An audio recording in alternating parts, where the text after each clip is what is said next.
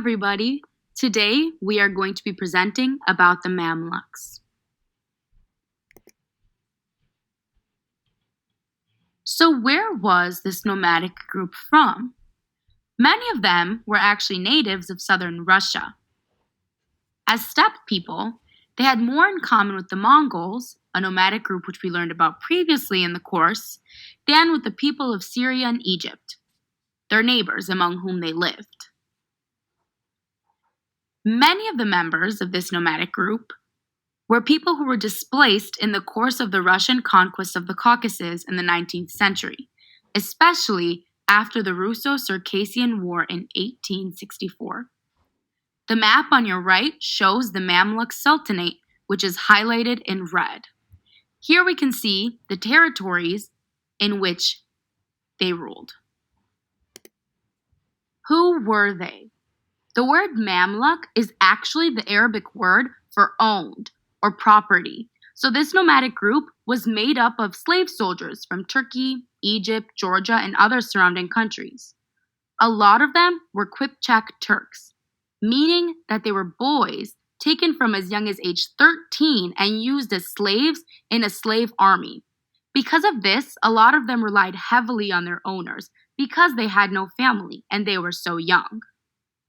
During the Ayyubid Sultanate in the 13th century, Mamluk generals used their power to establish a dynasty that ruled Egypt and Syria from 1250 to 1517, which is a pretty long time.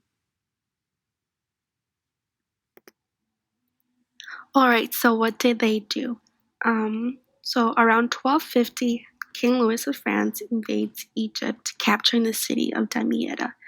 This news spread all over Egypt and became a battle zone. The current sultan dies during this invasion, which was a very advantage for the Crusaders. Eventually, during this battle, the Mamluks capture King Louis, which puts an end to this crusade. This was also the time when the Mamluk Sultanate was founded due to the weakening of the Ayyubid dynasty. They really depended on slave soldiers for military organizations. So a group of Bahri Mamluks killed Turanja and established their own rule. Alright, the Battle of Ain Jalut. So this was a victory battle for the Mamluks of Egypt because they defeated the Mongols. So the Mongols started taking over the Middle East, and by doing so, they started destroying all elements of the Muslim rule. So then the Mongols became a very big threat to the Mamluks. During this battle, however, Mamluk were at a greater advantage since they knew the land better, and they were very much prepared. Mamluks lured the Mongols into an ambush. So then this led to a big advantage, and the Mamluks ended up winning this war, and they were able to stop the invasion of the Mongols. Alright, so then the Ottomans versus the Mamluks. So this was a very big battle which led to the fall of the Mamluk Sultanate. So this was the time when the Mamluks were going through some troubles, which is going to be mentioned on the next slide, so you'll be able to understand what they were going through. With everything that they were going through, it didn't really help them when they were going into battle. And also because the Ottomans had more of a large number, and they used more of a military technology such as firearms. The Mamluks, however, favored the cavalry and use of sword.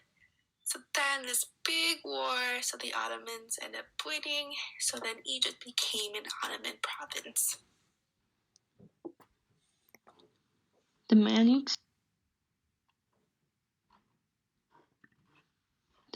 started to decline in 1400 due to the social and economic problems in Egypt and Syria. Another factor of their decline was that for 2 years the Black Plague went around killing, weakening many of the soldiers. The third factor in their decline was the fact that the Mamluks were using outdated weapons against their enemies. In the 18th century, the Ottoman Empire attacked the Mamluks, yet the Mamluks did not give up. The Ottoman Empire weakened as they were being attacked, giving the Mamluks power. Later, the French attacked them due to insulting their trade. The Mamluks put up a good fight, making the French give up. The final decline was 1801, when the new leader of the Ottoman Empire, Muhammad Ali, ordered to have the Mamluks eliminated. This was the end for the Mamluks.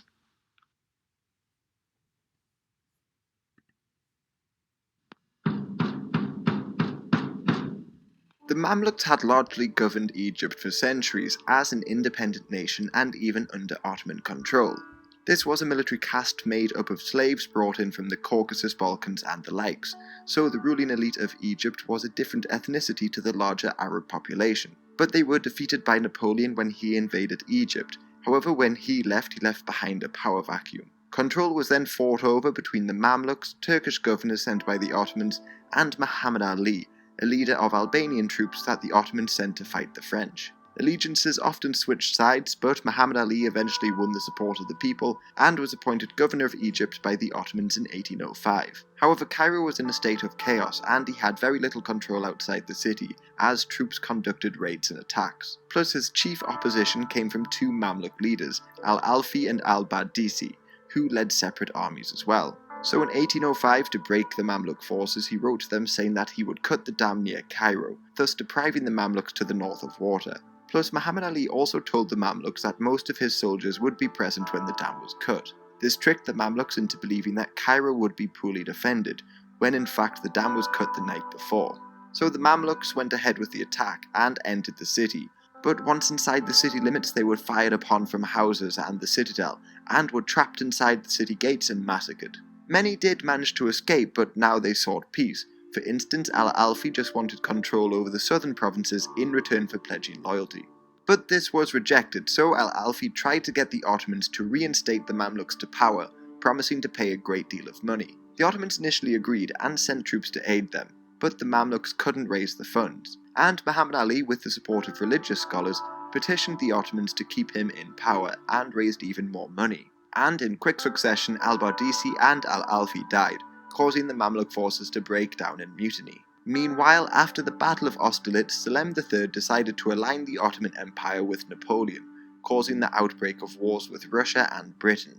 And in March 1807, after the Dardanelles campaign failed, the British sent thousands of troops to occupy Alexandria. However, the British had been in communication with Al-Alfi and hoped to align with him, but they only heard of his death when they arrived. Nevertheless, they moved into Rosetta, but they were ambushed and retreated.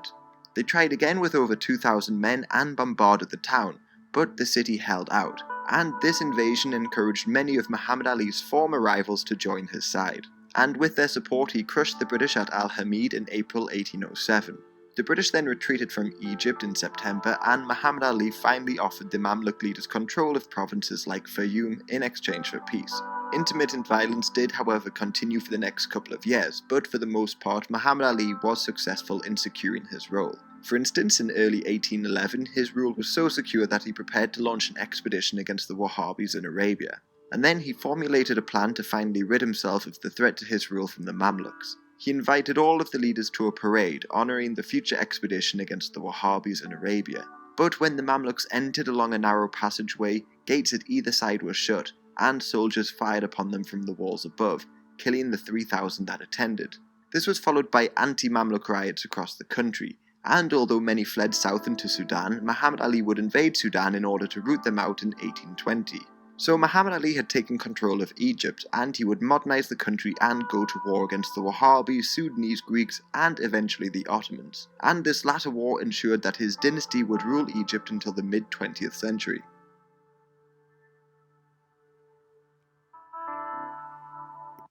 The Mamluks' legacy. The Mamluks' legacy. The Mamluks left a huge impact in Islamic history as winning countless battles and gaining territory. They also went down in history as one of the best armies seen. There is also no evidence of the Mamluks being around today.